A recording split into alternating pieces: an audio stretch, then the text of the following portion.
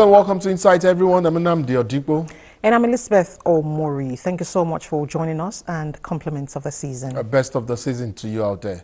This week we discuss the seeming perennial challenge of Gridlock during the Yuletide. My guest, Corps Commander Annie Ogundayo, head FRSC National Traffic Radio, will provide insight on why that is the case and as well as the inability of preemptive measures to address long hours of delay and the frustration often felt by road users, travelers and holidaymakers during the festive season. We'll also discuss the evolution of Christmas celebration and how some of today's realities have created shifts and new patterns of commemorating the Yuletide. My guest is Pastor J.C. Dauda, pastor at the Fine Assembly in Abuja. Elizabeth?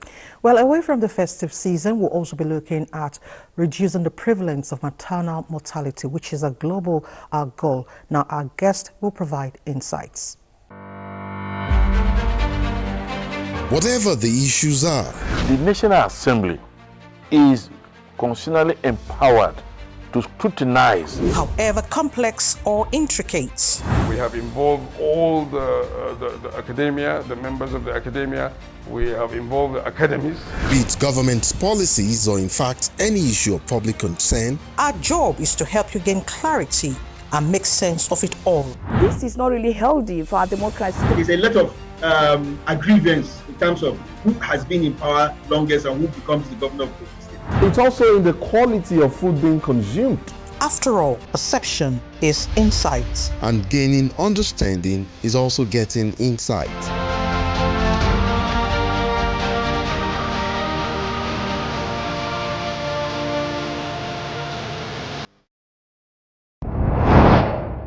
Thanks for joining us on Insight. I reckon when holidaymakers or travelers begin to make plans for their travels and they decide to use the roads, they plan for all sorts of inconveniences. But I wonder if and how they plan for the gridlocks that oftentimes surface along major road corridors in Nigeria, especially during the festive period. Now, picture this. You have parked your car. Your family is set, ready and eager to go. And then you begin the journey. But just within hours of traveling, that euphoria of soon reuniting with your loved ones in celebration for the Christmas dissolves into an unmoving sea of brake lights on a major highway. Maybe this time it is the Abuja-Lokoja road, or let's say it's the Shagamu-Ijebu-Ode axis. But you're stranded for hours, feeling frustrated, and then you begin to question, why did I even embark on this trip? Why this annual nightmare? I mean, why does it repeat itself time and again, despite promises of crackdown and special operations, by Federal Road Safety and other road management agencies? How can we manage these annual bottlenecks that oftentimes leave travelers feeling utterly exhausted and frustrated? I guess my guest would have some answers for us. She's Annie Ogundayo, Corps Commander and head of the Federal Road Safety National Traffic Radio. Welcome to Insight, Commander. Thank you so much for joining us. Compliments of the season to you. Same to you. Thank you. So I think it's best to begin with the Abuja-Lokoja Gridlock, and I mean the seeming inability of even preventive measures to, to save travelers. The time delay and frustration that they experienced just a few days ago. And yes, I know, like in your plans or whatever plans the Federal Road Safety would have done for this season, you would have anticipated that, look, accidents are likely to happen. You would have anticipated that there will be pile-up obstructions on the way. I mean, and we also did know in good time that construction work will be ongoing on that route, that particular route. Yet, in spite of all of the preemptive preparations and plans made, travelers, like I did say just a few days ago, suffered one of the longest time-consuming gridlock on that road. Is that proof that sometimes these gridlocks are beyond even some of the preparations that you make as a commission, as the Federal Road Safety Commission or Corps? And is it also a proof that some of your best patrols cannot even fix some of the issues that we have on the road during festive season? Thank you very much. Let me first of all, on behalf of the Corps Marshal of the Federal Road Safety, Malam Shehu Mohammed, sympathize and empathize with the travelers on the road on Saturday. along Lokoja Road. It was just an unfortunate case. It started with a crash in the morning of that Saturday. A crash at along Gegu Kotonkarfi Road. There was a crash. A truck deposited all its content on the road. Then before you know it, we brought in a tow truck to evacuate that. Then travelers were getting impatient. Before you know it, before we say Jack Robinson, in the evening again, there was another crash. That one was head-on collision between two trucks. Then what do we expect? We have to start working. As I'm talking to you now, our men are still on the road since that Saturday. So what I will just tell people is that they need to be patient. When the crash occurred, you need to give us time to evacuate the obstruction from the road, which we did. Then the second one, which was a night. That's why road safety is always appealing to people that if you can do without night journey, please try. Just do without it, because there are so many things attached with night journeys.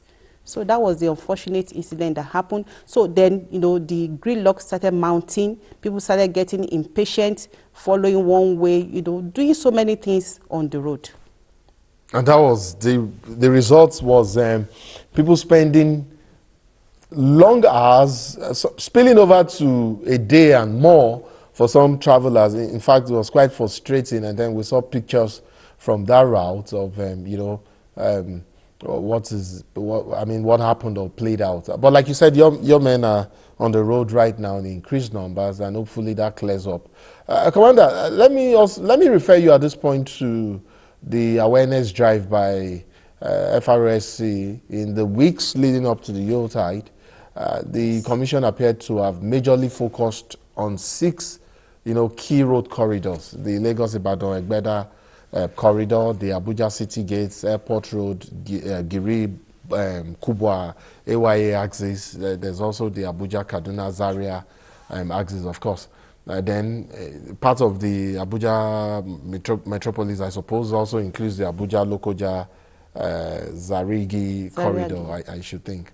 Yes. Of course, part of the 6, I noticed that the Benin, Asaba, Oka corridor was covered, and then the Shagamu, Jebu Ode, or Benin corridor as well. I know we have other, major road corridors, more than 50 of them across the country, that equally witness heightened traffic and accidents during whether they are on-peak or off-peak seasons. Are there perhaps, some particular reasons for the emphasis on the identified 6?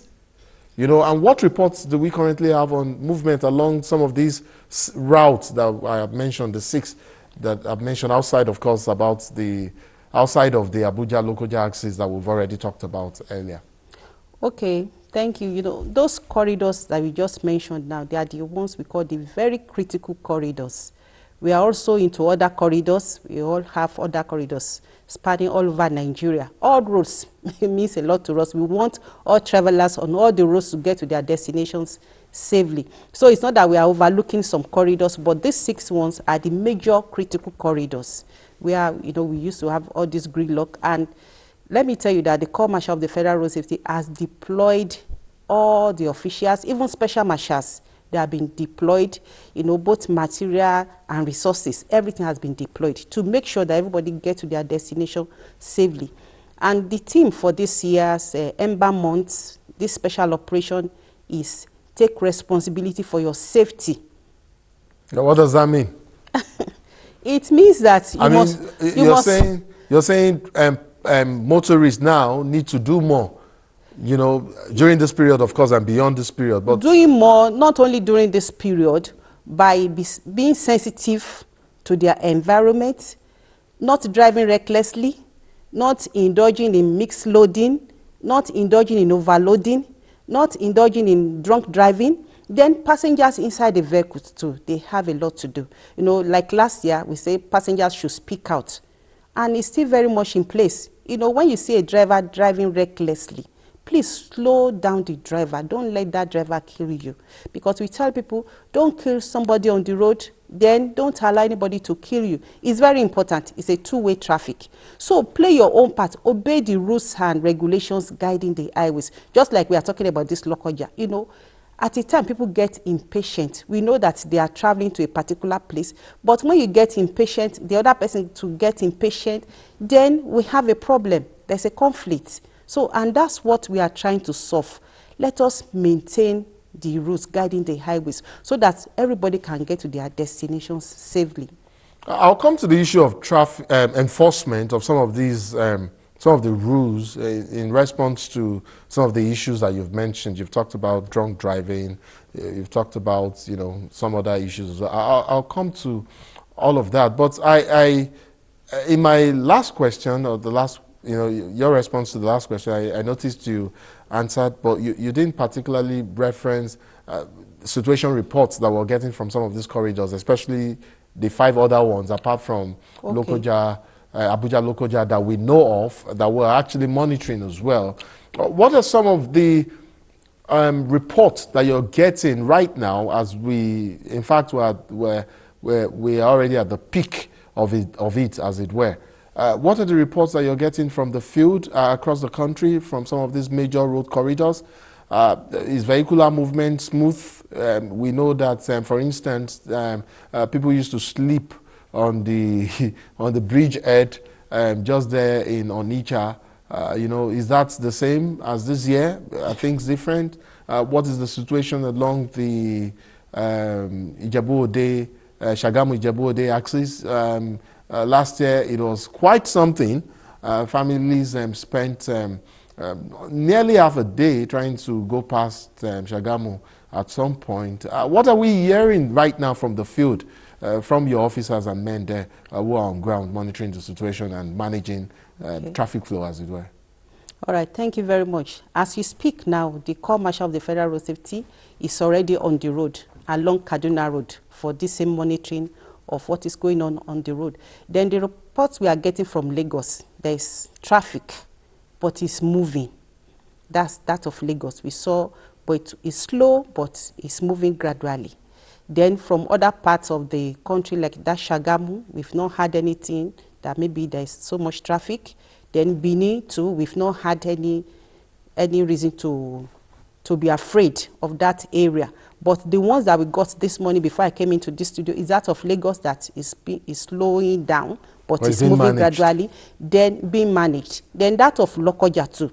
You know, people are getting out of it gradually, but we are imploring people, please, if there's an alternative route from that of Lokoja that you can follow Nasarawa State to get to your destination. And you know, because there's so much high vehicular movement, everybody wants to travel. And we advise, if you don't have any reason to travel, please stay where you are. But if you have a reason to travel, please be patient on the road. I guess most people want to travel to be with family at this time. The Yuletide is synonymous with family reunion. You know, You're right. not, you know, this is, if you, my people in the East, this is about the only time that they see each other, that they, you know, come together and see each other. I did say I was going to talk about some of the, you know, consequences or enforcement of some of these, the issues you mentioned earlier for defaulters, because it will seem like there's a huge gap between awareness, creating awareness and enforcement of, you know, traffic rules and regulation, as it were. Sometimes I see your officers, your men, you know, with cameras on their uniform, on their vest. You know, do these things work? Do they? How does that? You know, how does that play out in terms of enforcement of rules? Do you have breathalyzers, for instance? How do you determine that? Look, yes, I may have taken something. Maybe I've taken or I've imbibed alcohol beyond the limit to which I should, and that was perhaps the reason why I crashed my vehicle, for instance. And you know, for those who drive without seat belts, do you have like mobile courts on the roads at this time to enforce? Because our people, especially for people who, I mean, some people learn from being punished, you know, for mistakes or for being punished for an offense or breaking the law. How is all of that playing out? Like I did say earlier, how are you closing the gap between awareness and enforcement of traffic rules? Okay, thank you very much. One of the policy thrusts of the commercial is to digitalize all our operations. So that one is that of the camera you are seeing on the body cam. You are seeing on them, and it's working. It's working very well. Okay. So then talking about maybe we have breathalyzers. Yes, we have them. We have alcoholizers. Then we have heightened our public enlightenment. Don't forget that we go to churches, we go to mosques, we go to parks, we go to everywhere. We do advocacy. You know, we visit the traditional rulers. I know commercial do that a lot, you know, to visit them so that they can talk to their subjects. Because we have seen that these people, they just need attitudinal change. And we want them to change. Just like the crashes that has been recorded along Lokoja Road and other routes as well. You know, if somebody that have been listening to FRSC official talk, because road safety is everybody's business. So, you know, you're supposed to have known the right things to be done on the road. Some people, they're actually looking for money. You know, a trip that's supposed to go maybe once, they want to go 2-3 times. And we are advising them that you need to stay alive to spend this money. So we are appealing to them. If you are on the road now or you are planning to travel, please plan your journey. Maybe you are supposed to get to a place, or maybe you are traveling as far as Lagos, and you are just starting the journey around 11 o'clock in the morning, so to say. It's late. You should start the journey maybe around 7 in the morning. So it's very important to plan your journey ahead. Know the things you're supposed to do when you're on the road. Somebody now that is now speeding, engaging in excessive speeding, and you want to get to your destination, we are praying that you get to your destination in one piece. But you must follow the rules and regulations guiding the highways. You know, we used to say something in FRSC that you think for other road users. Ah, true. Yes, because the person by your right, the person by your left. You may be a fantastic driver, you may be careful, but you do not know what the next person is doing. Exactly.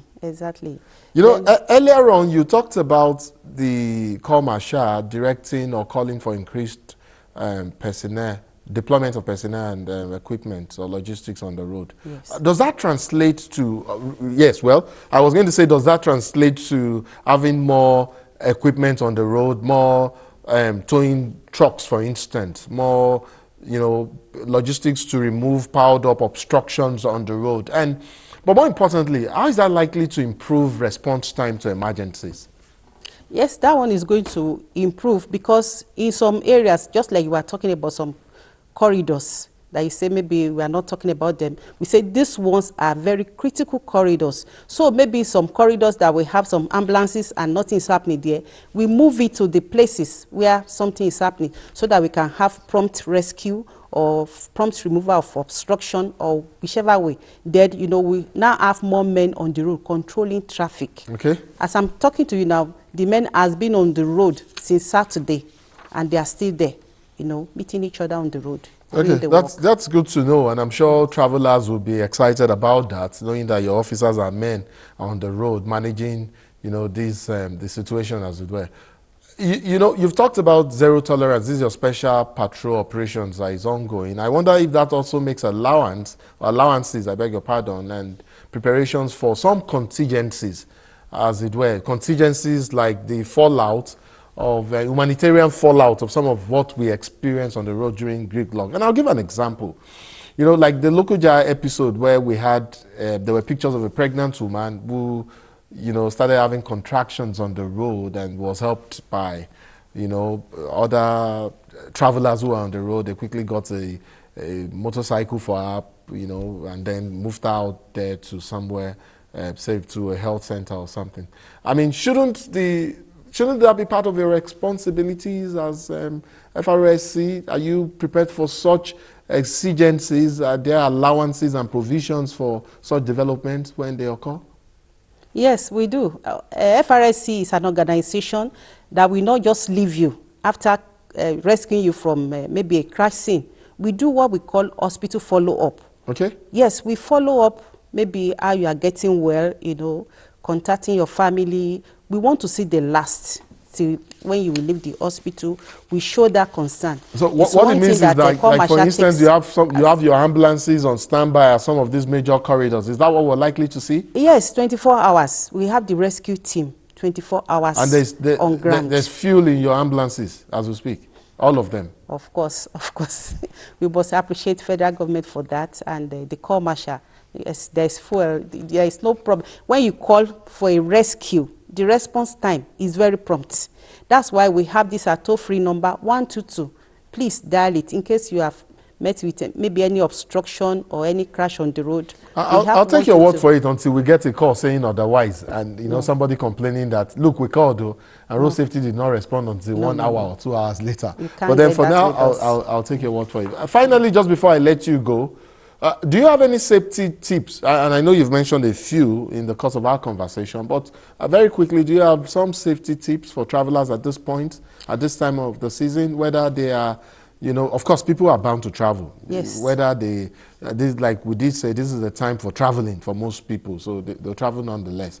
What do you say to those still wishing to travel, perhaps to use commercial vehicles, for commercial transport vehicles, or perhaps use their own vehicles, private vehicles, to travel at this point, this time of the season? Okay, let's start with people that are using commercial vehicles. That's the passengers inside the vehicles.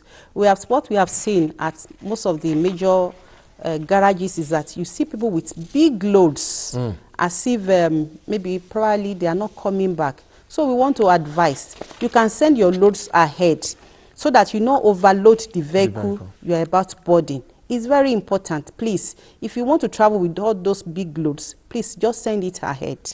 We are appealing, and make sure that the vehicle you are boarding is not overloaded.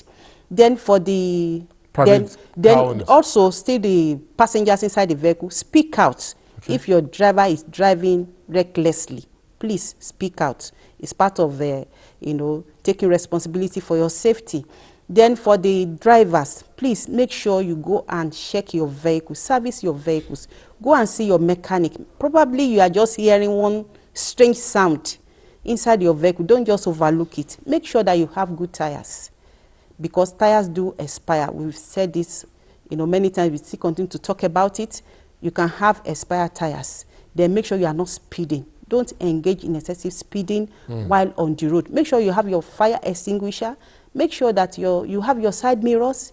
Make sure that you have water inside your vehicle. Make sure that you don't overload your vehicle. Please, it's very important. At this particular time, you see some people, after they have overloaded their vehicles, they don't even have hand to just turn their gear in case of emergency. True. Then they should avoid mixed loading, mixing human beings with goods and animals. Please avoid it. I guess the same tips also apply for private car owners. You need to check your vehicles before you travel, oil level, water level, your tires, and a few other things. Then please avoid night journeys. It's very important. Very critical. Yes. Annie Ogundayo, Corps Commander and Head of the Federal Road Safety Commission National Traffic Radio. I'd like to thank you so much for coming on Insight. Do enjoy the rest of your holiday and holidays, I should say, and have a fantastic New Year, 2026. I thank you so much for coming on our program. Thank you very much. And we wish everybody safe journey into the new year. And like we have said, we are not on holiday. Even the commercial is on the road that I'm talking to you. So please enjoy a safe journey to your destination. Did I say enjoy the rest of your holiday yes, earlier? You said. Well, keep walking, I should say. Keep walking. And well done for all you do. Thank you so much, program. Thank you too.